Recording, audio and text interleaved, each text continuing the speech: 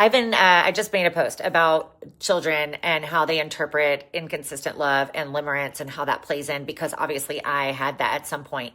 And because you're a child, you don't have the ability to step back and analyze your environment and the way that adults do, some adults. And you can't say, my parents are emotionally inconsistent, or my caregivers aren't reliable, because you don't know.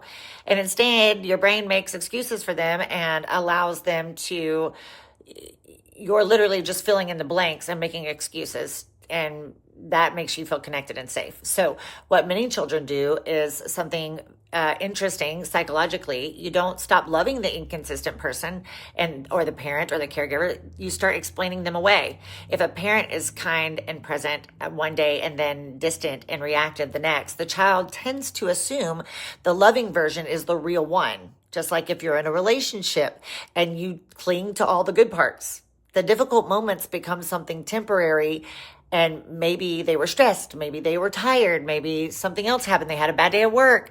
The child keeps focusing on the moments that the things felt good, just like we do in adulthood when we carry it into our new relationships. And because those moments become the emotional anchor, psychologists talk about this being the context of the attachment theory, which explains how our earliest relationships shape the way we experience connection later in life. And when love is inconsistent, the brain often develops a very specific pattern. It learns to wait. It learns to hope. It learns to hold on to the best version of someone and believe that that version will come back.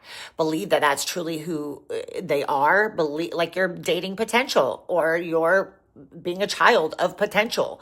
And that strategy can help a child emotionally survive unpredictable environments, but it also helps have those negative patterns continue with you in adulthood. And someone who shows a glimpse of warmth or a connection, or that you could possibly have an attachment to or build a life with, even if the rest of the relationship doesn't match that, even if the person is inconsistent in every other way, we attach to it. So one of the most powerful questions that we can start asking ourselves is, as adults, is, am I loving the consistent pattern someone is showing me? Because us women, we need consistency and security and someone who lifts us up and doesn't suck the life out of us.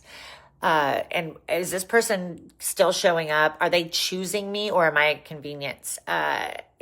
There are so many ways that we have to ask our questions, what we are attaching to and how we actually feel. And if this is a pattern for us and them, am I attracting this because I like the dopamine hit and the addiction and they're making me feel chosen, which I should already do for myself? Or do I actually genuinely like this person and want to invest time with them? Because when someone is inconsistent, when someone isn't showing up the way that they should, we are attaching to something that happened to us in childhood that feels familiar. You know, it's the devil we know. So pay attention to patterns. Journal, people. That's one of the things that helps me recognize my patterns. I'm like, oh, there's that again. Let me pay attention to it, because we don't want to go through another year of this, right? So make informed, conscious decisions with everything that you do, relationship-wise, like in love and purpose and wealth and health. Make conscious decisions. Act from a place of abundance. Know that everything that you want already wants you. And stop living with something that helped you as a child. Give it grace. Give it compassion. Thank it for being here and let it move on. I love you. I see you. Goodbye.